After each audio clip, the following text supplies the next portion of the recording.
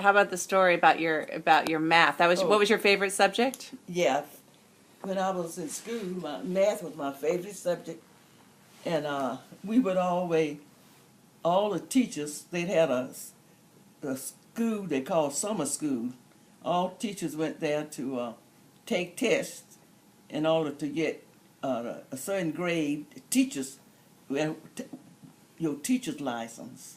So you were studying for your teacher's license? Yes. Mm-hmm.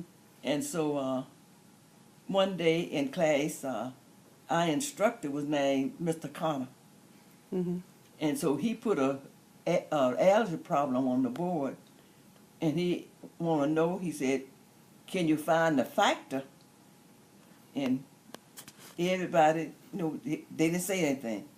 And he said, "No, you can't because it doesn't have a factor." And I said to him, I said, "Why would they put a problem in the book and not have a factor to it, or algebra problem?" He said, all the teachers agree with Mr. Connor, except me. And I told him it had a factor, and he said, "Okay, Miss Cunningham, tomorrow will you bring that problem in with the factor?" I said, "I sure will, Mr. Connor." So I went to my place where I was boarding, and I ate lunch, and I went out on the shade tree with my notebook and my algebra, and I worked on that problem 4 hours until I got the answer. And the next day when Wait, you were telling me that. What happened when you found the answer? Oh, when I found the answer, I hollered. I just squealed. And so my landlady, she came to the door. "Miss Cunningham, what's wrong?" I said, "Nothing, I just worked the problem." When I got to school that morning, everybody was looking at me.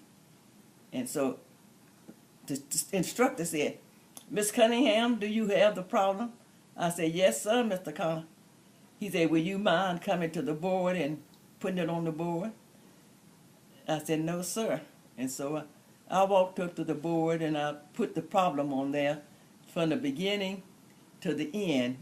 And then when I got it worked out, I turned around to him. I said, "Mr. Connor, you want me to explain it?" And he said, "No, I think you have done well." And then But I wasn't going to be defeated because my word was out that I could do it. Mm-hmm. And I worked and worked and worked. I didn't give up because I knew it was in there somewhere, and I found it. So you're persistent. Yep. Now you said that after you did that, everyone Oh, offered yeah, you a after job. I did that, a lot of the teachers that was principal of schools, they come to me and wanted me to work in their school. Mm-hmm. But I was engaged to marry Jody, Mm-hmm. and I had already contacted with a school in that community, Mm-hmm. and therefore I turned them down. Mm. So do you think if you would have had an education, could be anything in the world, what do you think you would have been? I could have been either architect or engineer. Architect or engineer is what you would like to have done? Yeah. Yeah. Very cool. Thank you, Grandma. Oh, before we stop, you said you had you were telling me the other day some of your advice that your mom used to tell you. Oh, yeah. She used to tell us, if a task, T-A-S-K, if a task you once begun, never leave it until it's done. Be the labor great or small, do it well or not at all. And another one, she said, when she was giving us advice, she said, if you don't listen, you will learn by experience. And the experience is a hard teacher. I love that one. What was your mom's name again? Huh? What was your mom's name? Rosetta. Oh, that's Cunningham. right, Rosetta Cunningham. Mm-hmm. I know how much Linda really loved Rosetta. Yeah. Yeah, that was her name. And she had some good advice, huh? Oh, yeah, she had some real good advice. And she always talked to us. She would gather us around her and talk to us about, how to live the right kind of life. Mm-hmm. Like through the Bible, or? Yeah, there's sometimes in the Bible, and sometimes just advice of being, or live your life where you wouldn't be condemned for something that you done that was wrong. Mm-hmm. And she said, you will get criticism, but let it be false, not true. Ah. So make sure when you get criticism, Yeah, prove it wrong. Yeah, that's right. Prove it wrong. That's very good advice. Yeah. All right. Anything else you want to share, Grandma? Well, no, I guess that's about the biggest. Well, one thing I'll share. My mother, she raised 9 children, and she never carried any of us to the doctor. I didn't go to the doctor until I was married. Wow. And when I went into the hospital as a patient, I was 75 years old. The first time you ever went to the First time hospital? I went in the hospital as a patient. I Wow. was 75 years old and I had a gallbladder removed. And what did the doctor say to you? Huh? Remember, I think you told me. What did the doctor say to you? Oh, he told me that I was the oldest patient that he had. And he said, what do you do, Miss Childress, to live a life this long and as healthy as you are? Mm-hmm. And I said, well, I don't know. I said, one thing, I said, my mother raised 9 kids and she never carried us to the doctor. And I was talking to my doctor, I wouldn't think. So basically, staying away from the doctor has helped you Right. live so long. Yeah, well, I guess it did because, it's unusual for you to raise that many kids and ever carry them to the doctor. Yeah, yeah. But she didn't. Because, and I tell you why now. Because my mother knew all of these different plants that was medicated. Oh, so she knew what kind of Yeah. natural remedies to Yeah, cure. she knew the plant. If you got constipated, Mm-hmm. she would make you a tea out of that plant. Mm-hmm. And if you had a fever or temperature, she would go. I tell you what she would do then. She would go out to the peach orchard and get peach leaves and boil them and give us baths in that water. Oh. And that would bring the temperature down. Wow.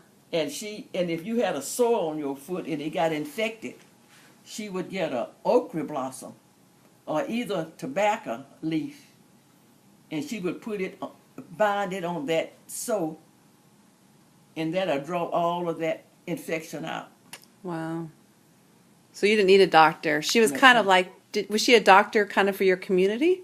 Oh yeah, and when people would get sick in the community, they would send for Mama. Wow. And she had a remedy for colds, sore throat, and she knew all of that. Wasn't she also a midwife? No, No, she wasn't a No. midwife. No. No. No. But she. And my aunt had a stroke, and Mama stayed there day and night and held a spoon in her mouth to keep her from chewing up her tongue. You know, when she would have those spells. Mm-hmm. And nobody else was able to do it. Wow. They just couldn't stand to see her when she had those. So your mom would have made a good nurse or doctor. Yeah, she would have. Mm. And she had such good nerves. You see, she just wait on, don't care how sick you are, she'll just take care of you just like everything. Mm-hmm. And never flinch. Well, And I used to think when I was small, if I was where Mama was, could nothing happen to me. because she was Superwoman. To me, she was everything. And when she would take sick, I didn't want to go out and play. I was afraid if I leave her in her sick room, something would happen to her while I was out. She would say, Lucille, go out and play. I'm okay. And you said, no, I'm staying right by you, Mama. I go out and play for a while, and I come right back. Yeah. So do you have any other wisdom or advice you would say to your grandchildren or your great-grandchildren? The little ones today. Oh, yeah. Listen to your parents because they know what's best for you. Yeah. That's the best advice I can give you. Yeah, didn't you? Because there's no one in the world love you like they do. That's very true. Didn't you say that your children, like, when they grew up, they were like, oh, I should have listened to you, Mom? I think you told me like Oh, Alec yeah. or Joe. Oh yeah. He's Joe said when he was raising his kids when they got to be teenagers, he said, "Mama, I now can understand what you and Daddy went through raising us." I said, "Well, I'm glad you did." I said, "Only thing anybody need to do just keep living and have kids of their own, and they'll understand." Yeah. And so, Well, thanks, 'cause Lucille Childress. Let's see, what are we? October 2013. She's almost 101 years old in Evanston, Illinois. Loved by many. How many grandchildren do you have? 23. 23. No, no, grandchildren 13. 13 And grandchildren? great grandkids 23. 23 great And grandkids. 2 great grandkids. Wow. All right, Grandma, we love you. I love you too.